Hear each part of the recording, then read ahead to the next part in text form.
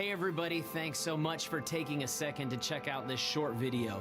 It's hard to believe, but Easter is only a few weeks away, and it's always a big deal here at Mosaic. We're gonna have 4 identical services this year. First on April 7th, which is Good Friday at 7 p.m., and then 3 more on Easter Sunday, April 9th at 8, 9:30, and 11. But before all of that starts, we've got a brand new event coming your way called Journey to the Cross.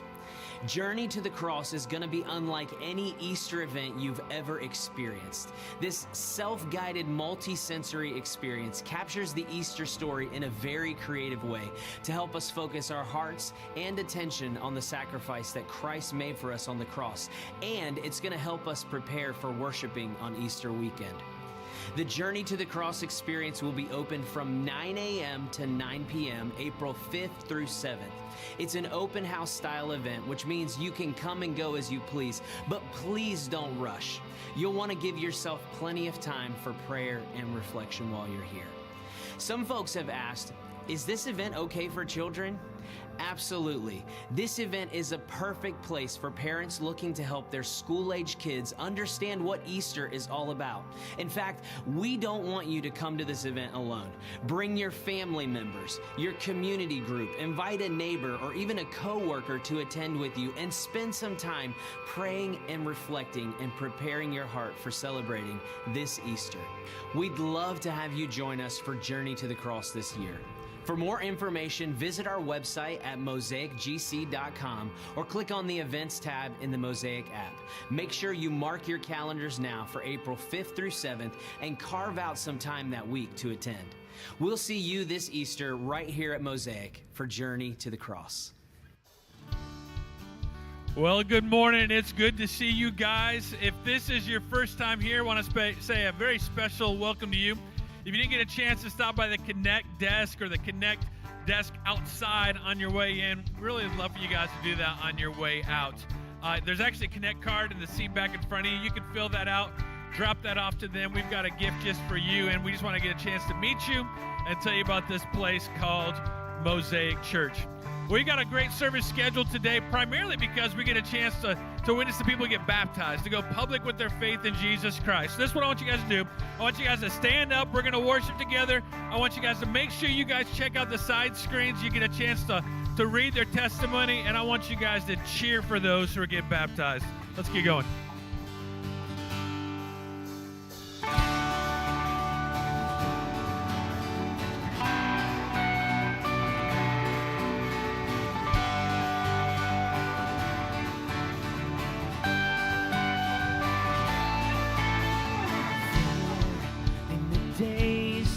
When your heart feels like it's caving in, so there the peace begins. As sure as the dawn calls the sun, Jesus, we hear your love. Call out the light in us. Fire like a minute, I can't contain it. Open the world now. What a wild horizon in the rush.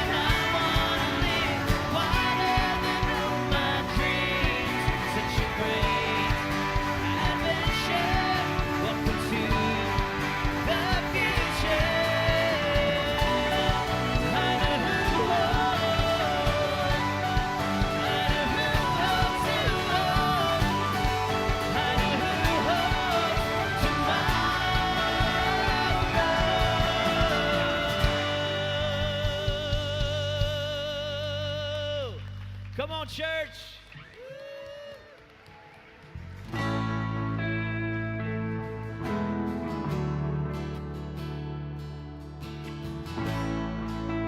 Come on, let's worship together this morning. We're creation, suddenly articulate, with 1,000 tongues to lift one cry. Then from north to south and east to west, we hear Christ be magnified.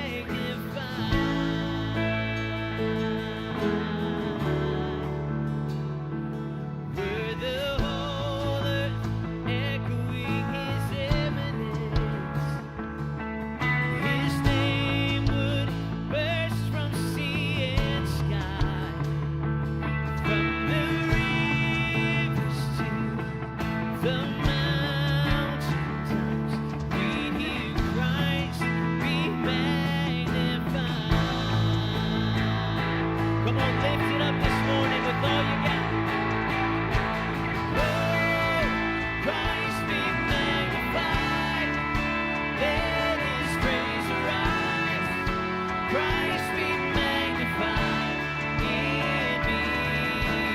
Oh, Christ be magnified.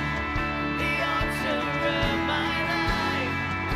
Christ be magnified in me.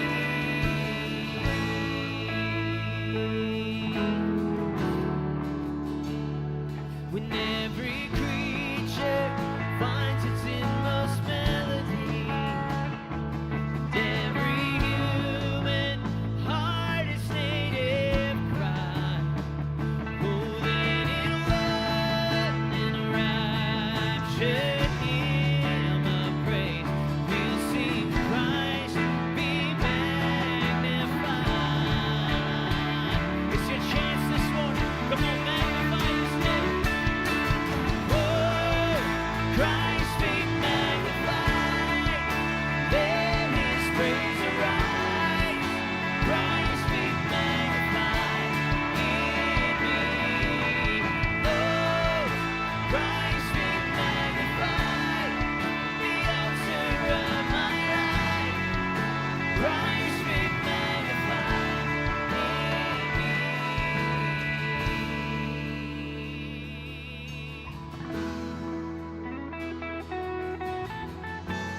We want to magnify Him as we live our life. Make this declaration today. I won't bow to idols.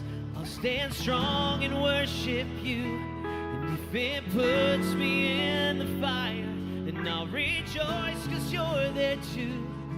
And I won't be formed by feelings. I'll hold fast to what is true. If the cross brings transformation, then I'll be crucified with You. 'Cause death is just a doorway to resurrection life. If I join You in Your suffering, then I'll join You when You rise. And when You return in glory with all the angels and the saints, my heart will still be singing. My song will be the same. Oh, Christ be magnified. Let His praise arise. Christ be magnified in me.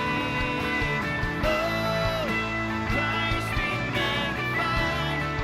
The altar of my life. Christ be magnified in me. Oh, Christ be magnified. Let His praise arise. Christ be magnified in me.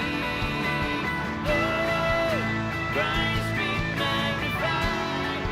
The altar of my life. Christ be magnified in me.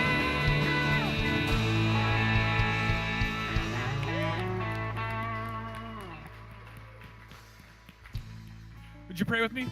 God, we thank You so much just for the opportunity to celebrate life change, to celebrate those who have come to believing knowledge of you, God, and then taking that first step of obedience that your word tells us to by being baptized. God, we do pray that as we just sang, that you are magnified in our lives, not just in the lives of those who came forward with their faith, but every one of us in this room that know you. God, for those in this room that don't know you, Lord, I'm just so thankful they're here. God, I pray that you impress upon their hearts how much you love them, more than they could ever possibly imagine. In your name we pray. Amen. All right, guys, go ahead and be seated. If you'd like to partner with Mosaic Church as we strive to tell people about Jesus, as we strive to reach every generation and everybody around, you can do so by giving online through our online platform. Our website's mosaicgc.com, and there's a giving tab there. If you're in the room, you want to give locally, we got black boxes mounted on each of the doors. You can give there as well. And last but not least, you can always give through the app. Now, I want to talk about something coming up here in a couple weeks I think is really important. As you guys know, 2 weeks from today is Easter Sunday. And we got some stuff going on leading up to that. It's going to begin with the Wednesday, not this next Wednesday, but a week from this Wednesday through Friday. It's something called Journey to the Cross. Now, if you guys were here for the countdown, you guys saw Wes talk a little bit about it, but this is what Journey to the Cross is. It's a self-led interactive time where you can come with your family, your friends, or even by yourself. If you want to do that, that's fine. It's going to be in the chapel, and you're going to walk through the different instances in Jesus' last week on earth before his death on a cross. You're going to be able to pray about that, to ponder that some more. It's going to be a really, really neat time. Highly encourage you guys to carve out some time. I believe the doors are open 9 to 9 on Wednesday and Thursday, and then it's open on Friday. It's going to stop right around 7 o'clock. And the reason why it's going to stop at 7 o'clock is because we're trying to do everything we can to make sure that we can get as many people as possible in here for Easter. So we're changing up our times during Easter weekend as well. The first change is what I just kind of alluded to. We're not going to have a Thursday night service. Instead, we're going to have a Friday night service. Now, we're doing this because it's Good Friday, and that's just a great time to do a service, right? I mean, it makes sense. But I just want you guys to know that service is the exact same one that we'll be doing on Sunday morning. So if you're like, man, I got to leave town, or if you want to come in here to free up some space for people, come join us Friday at 7 o'clock for our first of our Easter services. And then for those of you guys that can't come on Friday night, we'd love to see you on Sunday morning. Our times there are going to be different. It's going to be at 8, 9:30, and 11. And as always, if you guys have questions, you can always jump on our app to find out more about what's going on. Well, with that said, Brandon's going to come up here as we continue to walk through the book of John. We're in a series called Power Struggles, so go ahead and check out the side screens for me.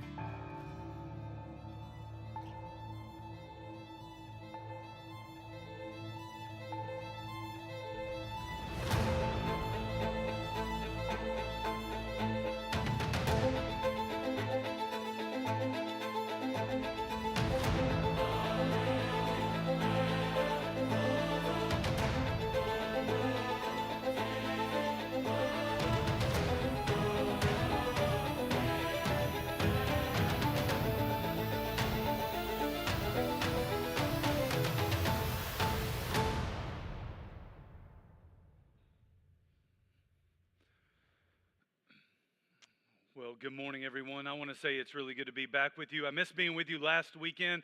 My daughter was on spring break, and so we did a little traveling, trying to figure out what the next steps in her life are going to look like. So if you could be praying for us, I'd really appreciate that. The last thing we want is her moving back into our home with us, okay? So help a brother out. Pray, okay?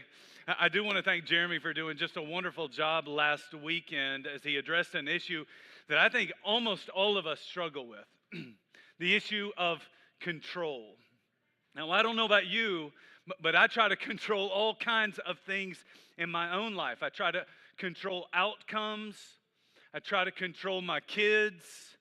I've tried to control money. At times, I've tried to control my spouse. That did not work out too well, right? I've tried to control things like my health and my future. And the reason that I try to control things is because I have the audacity to believe that if I am in control, then things will turn out much better than if someone else is in control. And yet what Jeremy taught us last week is the truth is none of us are really in control. We like to think that we're in control. We like to grab power and take control. Some of us become control freaks. But the truth of the matter is, there is only one who is in control. And life is so much better when you learn to trust that your Heavenly Father really is in control. While Jeremy was teaching last week, I was here on Sunday morning, and it gave me an opportunity to kind of get some eyes on things that I never get to see when I'm teaching people the Bible. And so last weekend on Sunday morning, I went over to hang out in our party room, and then I also went out into our parking lot. And so I just want to say a couple of things about that experience. Number one, if you have not been to our chapel or our overflow space, I want to encourage you to take at least 1 week and go check it out, especially if you live in Harrison County, okay? If you go over into our chapel or our overflow space, or what we sometimes call our party room, then you'll go in there and you will get live worship, you will get a live service host, you'll get a live stream message. It is an incredible experience, but even more than that, it gives you a real glimpse into what our Harrison County campus is going to be like later this year when we open that bad boy up. That is, if Jeremy ever finds us a building, right? He talked about it last week. It's one of those things that he can't control, and it's driving him crazy. But I love to take jabs at him. So as soon as he finds us a building, we're going to get that baby ready and hopefully launch that campus in Harrison County around the month of August. And so we're really excited about that. You got to go check that space out. I hung out in there, and it was an awesome experience. The other thing that I did, though, is I walked around in our parking lot. As you know, we have been having to address the issue that we do not have enough parking space to accommodate the people who are coming to Mosaic Church. And so what we've done is we've been asking and pleading in a lot of different ways, man, if you could park over in the office complex or even park over at the upper elementary school. And I just want to say this. Last weekend during our most crowded service, I walked into the front lot, went into the back lot. David drove me around on the golf carts, and I saw open spaces in the back lot and even a few more out in the front lot. And the reason that that excites me is because it lets me know that the people of Mosaic, they understand our mission and how important it is. And so I want to say thank you to all of you who are parking off-site. I want to thank you for understanding the importance of the work that we do here on Sunday morning. I want to thank you for partnering with us in our mission. I want to thank you for being the kinds of people who put someone else's needs even above your own. If we'll continue to make these types of small sacrifices, then we will continue to reach more and more people, which is why Jesus has us here on the coast. With all that being said, I want to jump back into our current series. The title of it is called Power Struggle. As we come to the end of Jesus' life, we see how real the power struggle really was. In fact, the closer we come to the end, the more intense the struggle becomes. I mean, think about it. That's almost every story that you have ever heard, right? The closer we come to the end, the more intense the struggle becomes, right? It's true in any book that you've ever read. The closer you come to the end, the more intense the struggle becomes. It's true in every movie that you've watched. The closer you come to the end, the more intense the struggle becomes. It's even true in sports. In some ways, it reminds me a little bit of March Madness, right? Everybody's kind of watching the tournament right now. By this point in the year, everybody's filled out a bracket. And by this point in the tournament, everybody has a busted bracket, right? Somebody sent me a message this week and said there's one guy out of 20 million brackets that had a perfect bracket at this point in the tournament, which is unbelievable that they picked those teams and all of those games. But when you first start watching the regular season of basketball, nobody even gives a rip about college basketball. I mean, let's just be honest, right? But you go home one Thursday after work and you turn on the TV and you go, oh crap, the tournament's already on, and you get a little bit excited. And that's when there are 64 teams still left in the tournament. It gets even more exciting when we go from 64 to 32. The intensity builds even more when we get into the Sweet 16 or the Elite 8. The intensity grows when we get into the Final Four, and the intensity gets even stronger when we finally move into the championship game. Why?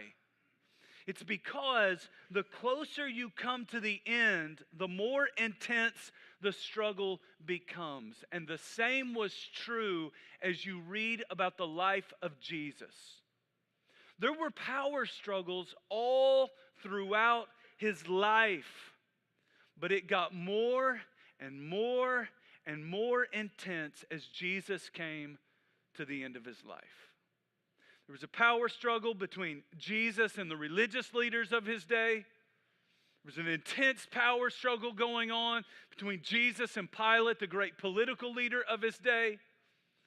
There was a power struggle going on between Jesus and this man named Caiaphas, the high priest of his day. And while there were power struggles that were going on all around these guys, there was an even greater power struggle that was going on inside of these guys. We saw it in the life of Pilate. Right? Pilate was this guy who was trying to figure out, what am I going to do with this man named Jesus? I mean, this guy that some people say was a miracle working man, this guy who was a good religious man, this guy who is walking around actually claiming that he was the Son of God. And Pilate had to make a decision, and he was torn over the decision that he had to make. Do I use my power to protect Jesus, or do I use my power to kill Jesus? Power struggles going on all around him. But the real power struggle was going on inside of him. The same is true in Judas. Greed was eating Judas alive from the inside out. And Judas had a decision to make. Am I going to give my life to worshiping money, or am I going to give my life to worshiping Jesus? And Jesus said, you cannot worship both God and money. You are going to make a choice, because you will love the one and you will hate the other, or vice versa. Judas, power struggles going on all around him. But the ultimate power struggle was going on inside of him. Same was true if you look at the life of Peter. At the very end, he's following Jesus. He's declared his devotion to Jesus, but he finds himself in a situation where he's terrified, he's afraid. People find out I'm really a follower of Jesus, that they may kill me just like they're going to kill him. And so Peter had a decision to make. Am I going to do the right thing, or am I going to do the convenient thing? Am I going to tell the truth, or am I going to cower in fear and tell a lie? Power struggles going on all around them, but even greater power struggles that were going on inside of them. That's not just true of their life, it's true in your life, it's true in my life, and it's certainly true in the lives of the two men that we're going to be looking at today. A man named Nicodemus and another man by the name of Joseph of Arimathea. Power struggles going on all around them, but the greater power struggle was going on inside of them, because they had a secret. And their secret is about to come out.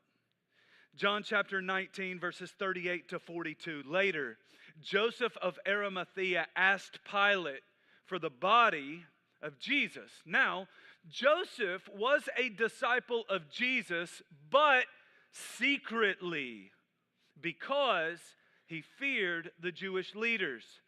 With Pilate's permission, he came and took the body away.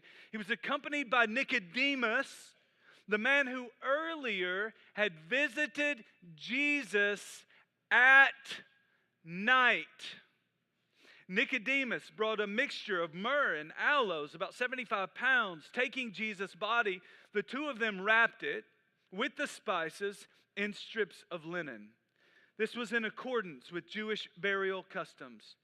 The place where Jesus was crucified, there was a garden, and in the garden, a new tomb in which no one had ever been laid. Because it was the Jewish day of preparation, and since the tomb was nearby, they laid Jesus there. Joseph of Arimathea and Nicodemus are really interesting guys. If you look back in verse 38, we discover that Joseph was actually a disciple of Jesus, which honestly is fairly remarkable because Joseph of Arimathea is also a member of the Sanhedrin. If you don't know what the Sanhedrin is, it was this powerful group of people who ruled over the nation of Israel. In fact, there were only 70 members on the Sanhedrin in the entire nation of Israel. And so in some ways, these 70 people are a lot like the Supreme Court justices who sit on the Supreme Court in the United States. Joseph was that powerful. But this powerful ruler doesn't just see himself as a member of the Sanhedrin. Even more than that, he sees himself as a student of Jesus. He looks at this man named Jesus, and he's been watching him for years, and he knows there's a lot that I can learn from this man named Jesus. There's a lot that I can learn by watching the way he lives his life.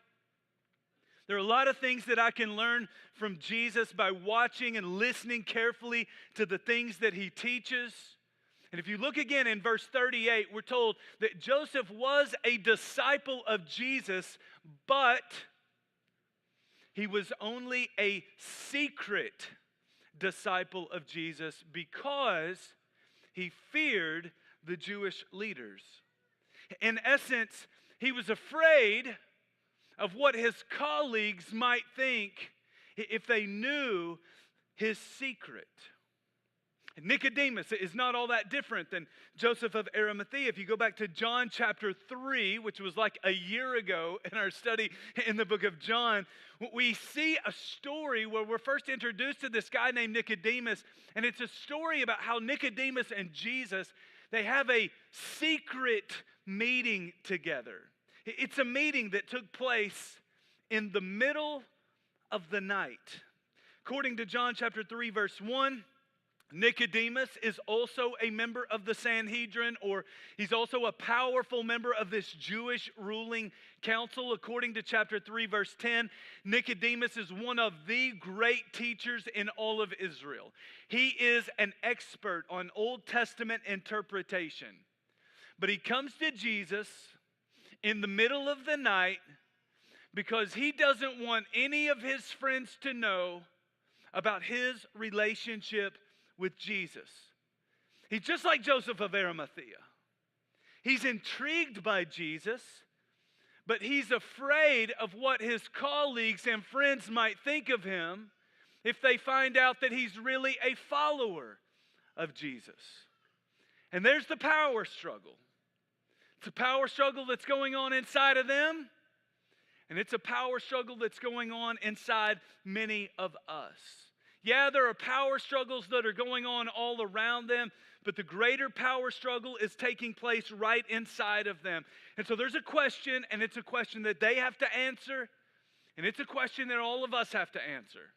Is my faith in Jesus only going to be a private thing, or is my faith in Jesus going to be a public thing?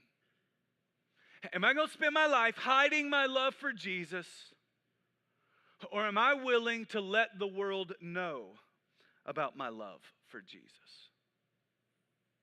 If we're honest, this is not just something that they struggled with. This is something that a lot of people even today struggle with. Why do we hide our faith when Jesus has asked us to be the kinds of people who would share their faith? Why do we do that? Why is it that when something great happens in our lives, we share it with everyone, but when it comes to the very best thing that's ever happened in our lives, we don't tell anyone? I mean, just go home and hop on social media.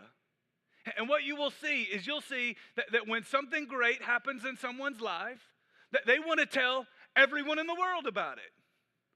I got engaged, man. Look at the rock he put on my finger. Look at the romantic way in which he proposed to me, and it's a great moment in their life. And because it's such a great moment in their life, they want the whole world to know about it. We're having a baby.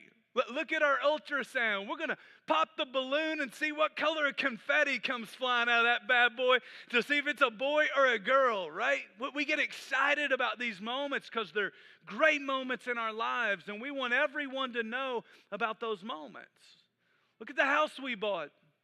Look at the job I got. Look at the vacation that I went on or the new car that I bought. When something great happens in our lives, we want everyone to know.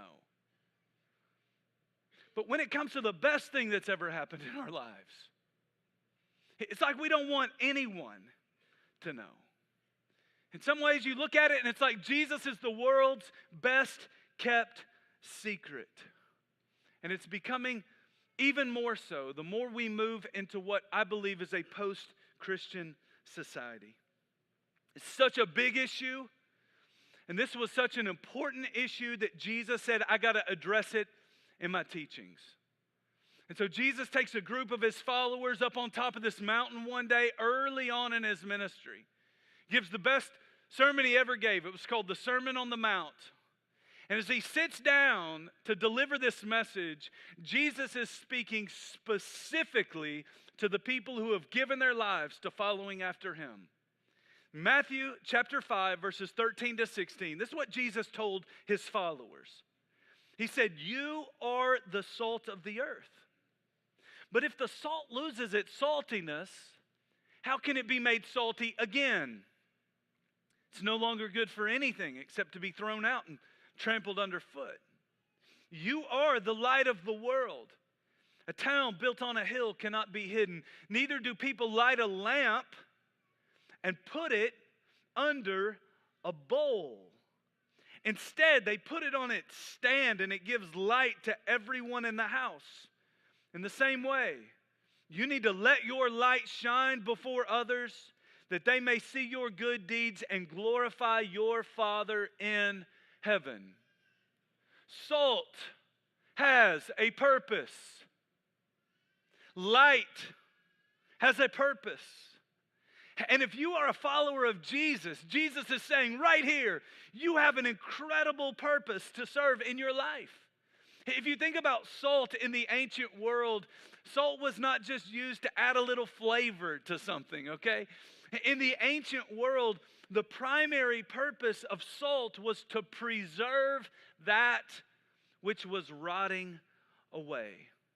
If you are a follower of Jesus, that's one of the greatest purposes that you have in your life, to preserve that which is rotting away in this world. Last weekend, after the service, I was hanging out up front, talking with people, praying with people. Had a guy come up to me, and he said, I need to talk to you about something that's just eating at me. And I said, go for it, man. What's going on? And he said, I've got this friend. We grew up together. He was 6'4", 210 pounds, in his early 40s. But a while back, he got cancer, and he has started to wither away. He's down to 100 pounds, and my buddy told me he's probably going to die any day now. And then he said this. He said, I feel this overwhelming need to tell him about Jesus, but I'm not exactly sure what I should say. You know what my friend is feeling? He's feeling that as a follower of Jesus, I have a great purpose in this world, and the purpose that I have is to preserve that which is rotting away. There may be no hope for him in this life, but there is still hope in Jesus for eternal life.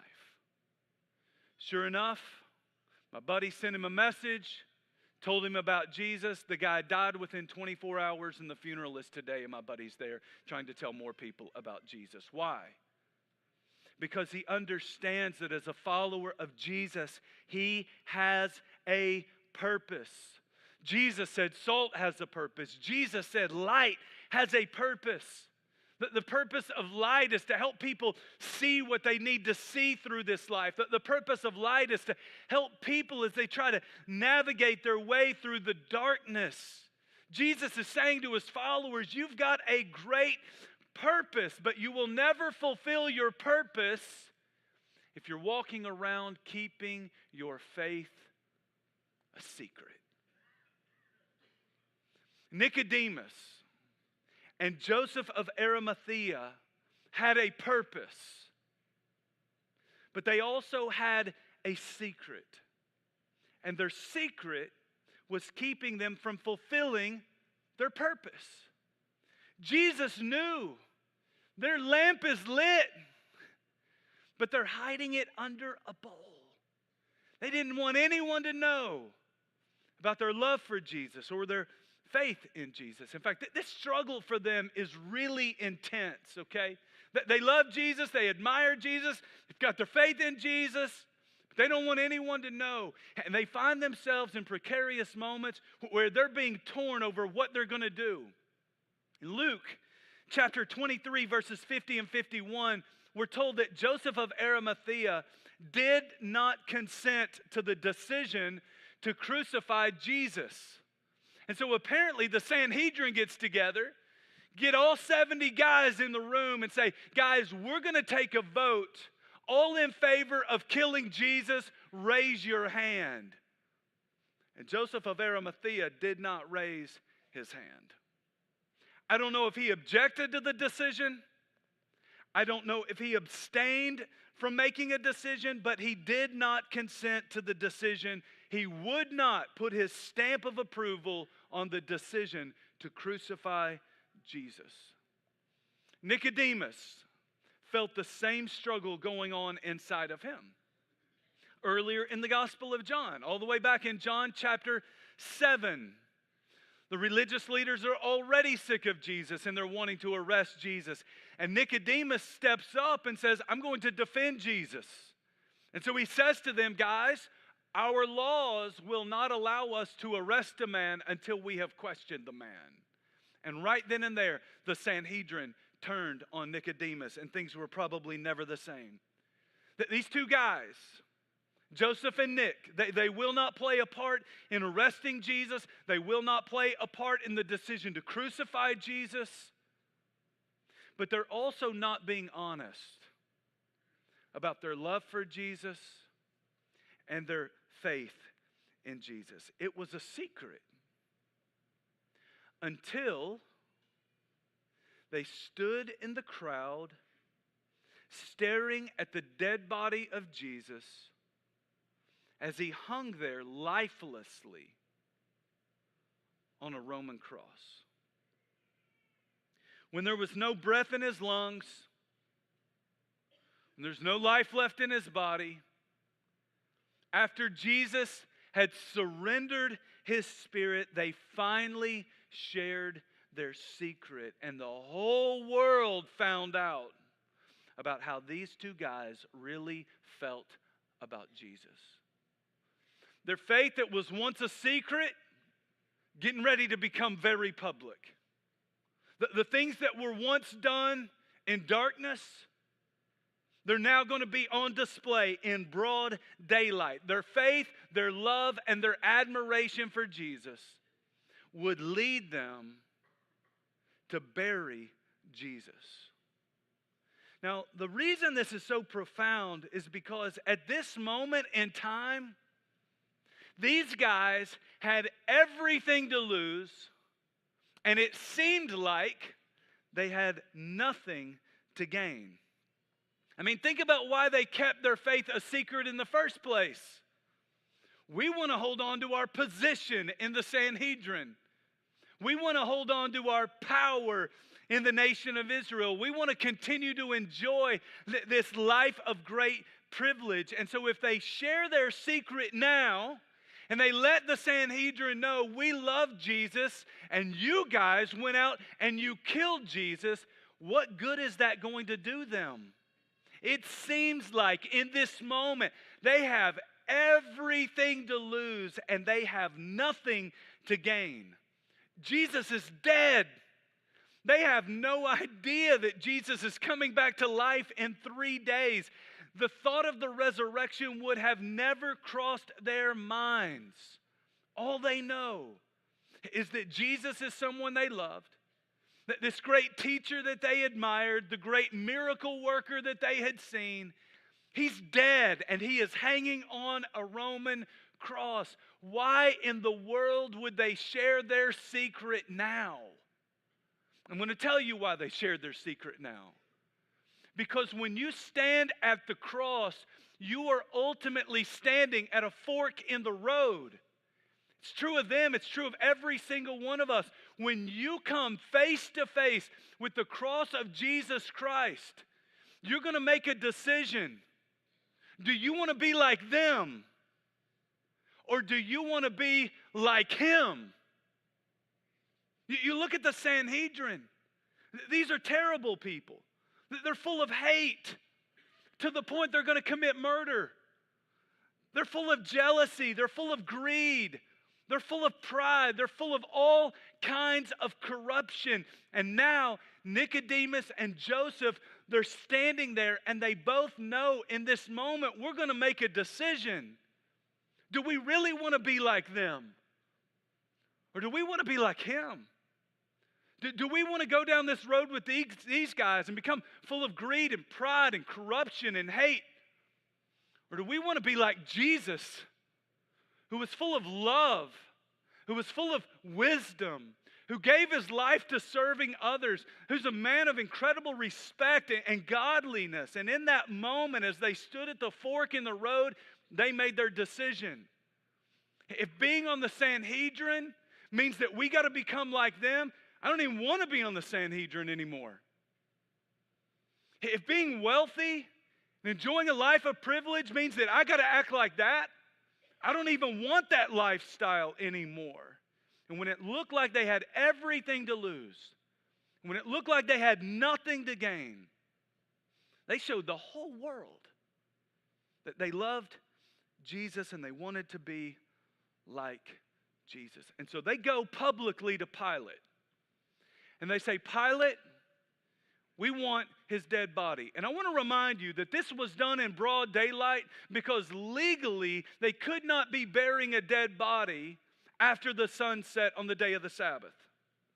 And so in broad daylight, they go to Pilate and they say, give us his body. The least this man deserves is a proper burial.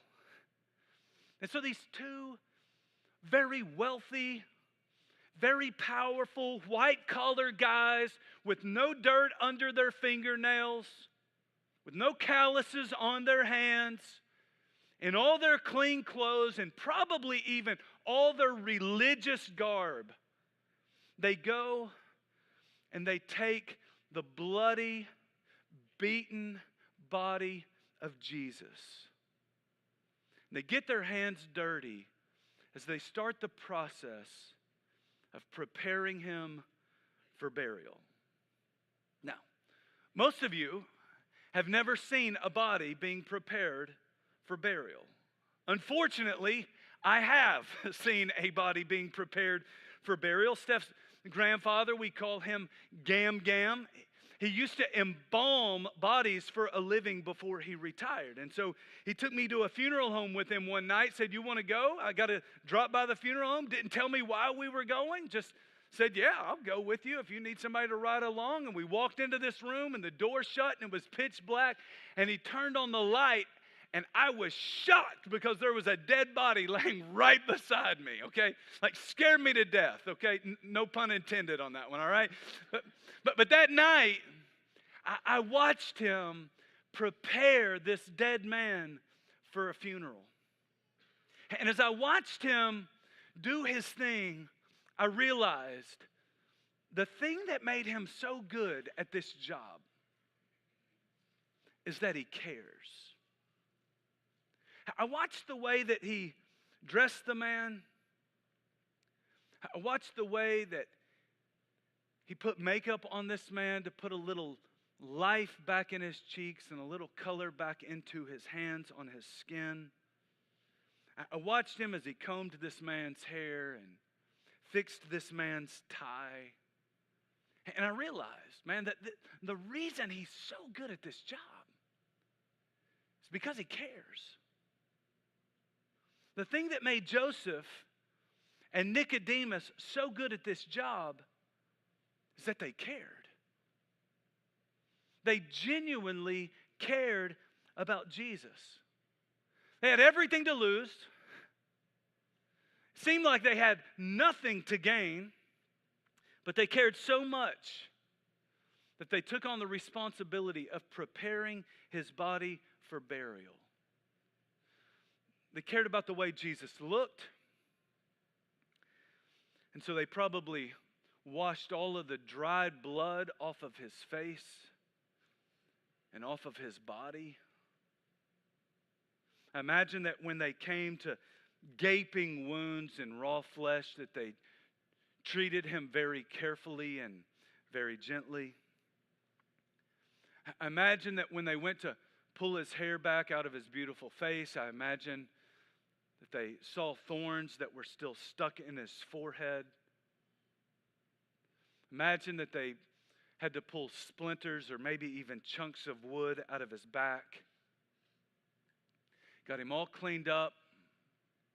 And we know that they wrapped him in clean linens. We know that they treated his body with 75 pounds of expensive myrrh and aloes. This was extravagant, to say the least.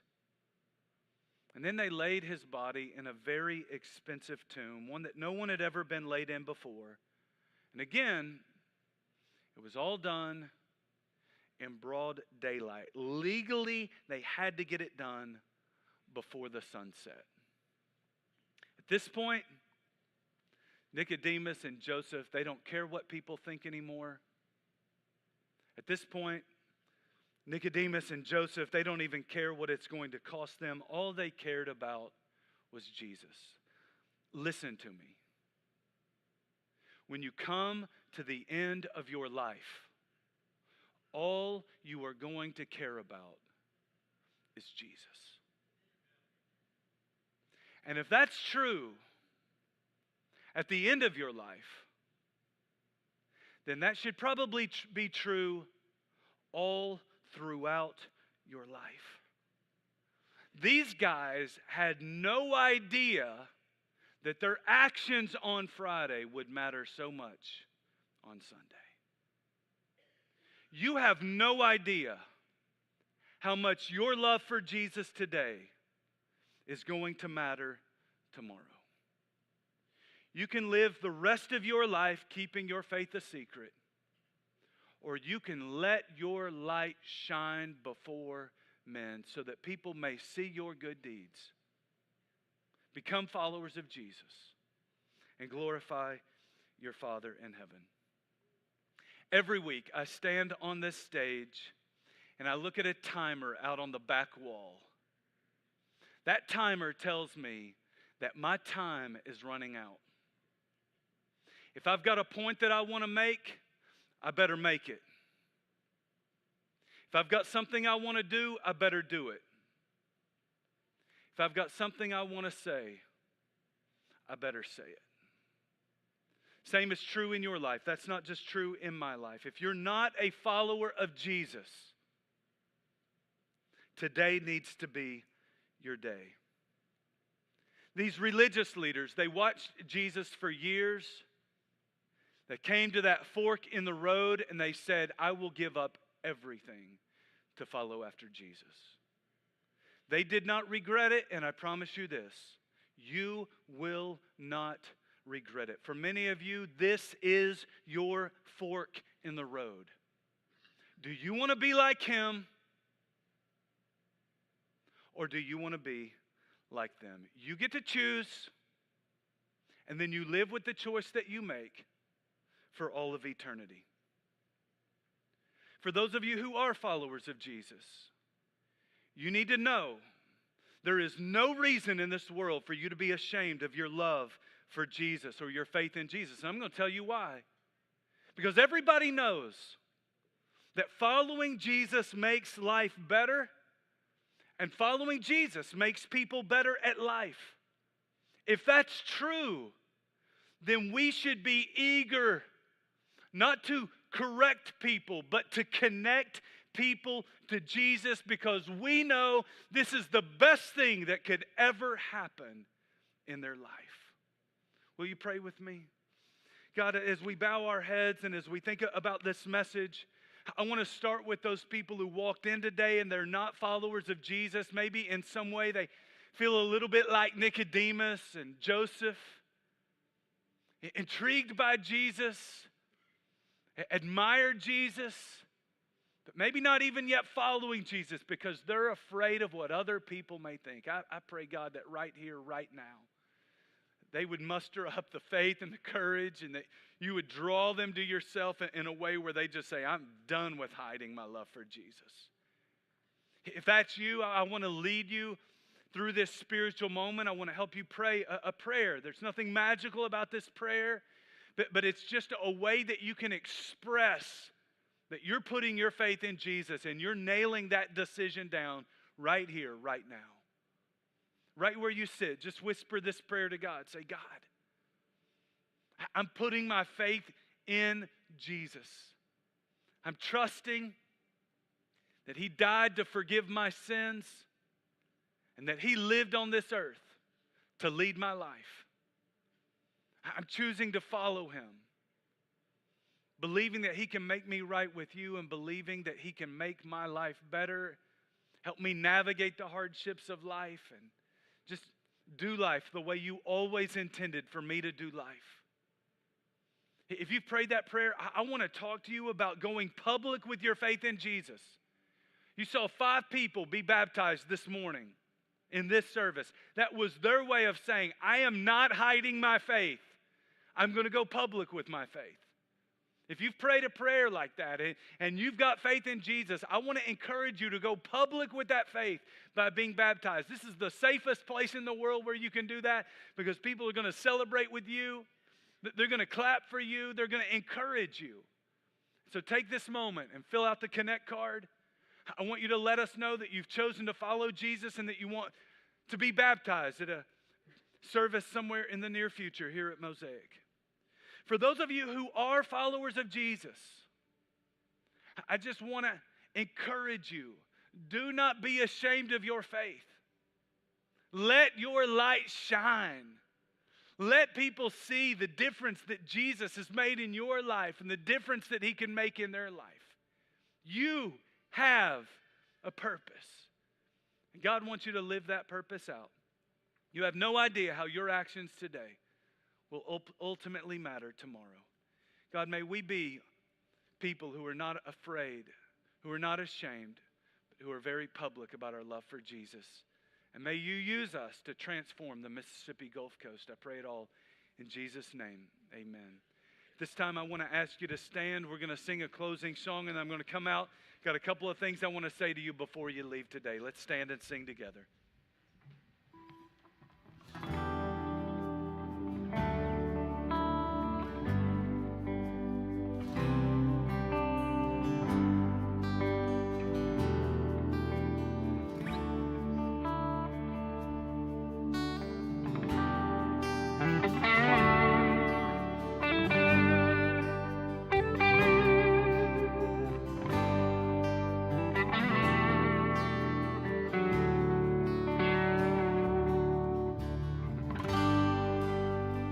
Giving you my heart and all that is within.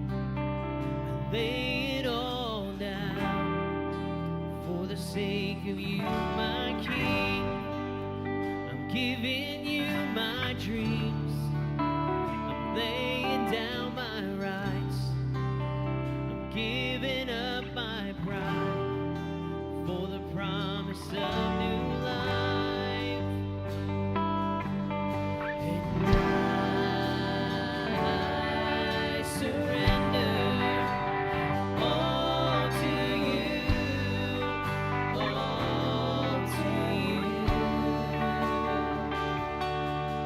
And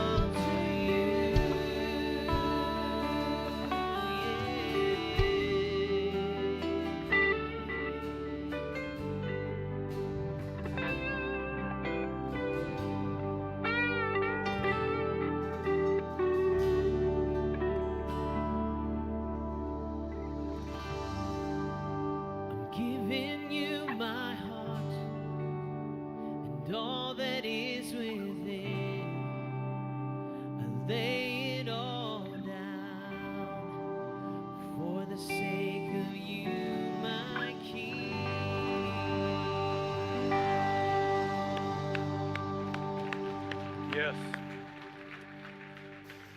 Before you leave, I just want to say a couple of things. Number one, if you made a decision to follow Jesus today or want more information about baptism, you can take that Connect card. You can drop it off at the Connect desk on your way out or in the black boxes by the exits. Second, I want to encourage every single one of you to reach out and invite someone to join you for services here at Mosaic Church on Easter Sunday. We've got all kinds of materials out in the lobby. We've got stuff that we're putting out on social media. But we are not ashamed of our faith in Jesus and the gospel of Jesus Christ. And so we want to share that with others. And so encourage people, man. Easter Sunday is a Sunday when people are more likely to go to church than any other time of the year. Don't be ashamed. Invite them to come. I'm going to be talking about peace and how the resurrection gives us the peace that we crave in our lives. And I want people on the coast to hear that message. Finally, I want to let you know that if you're new or have only been visiting Mosaic for a short period of time, we have a little thing called Meet the Team. It's through these double doors to my right, to your left. David's opening up those doors for us right now. Just swing on in there. Feel free to just introduce yourself. We'd love to meet you before you go. Thank you guys so much for being with us today. We love you. God loves you. Hope to see you back again next weekend.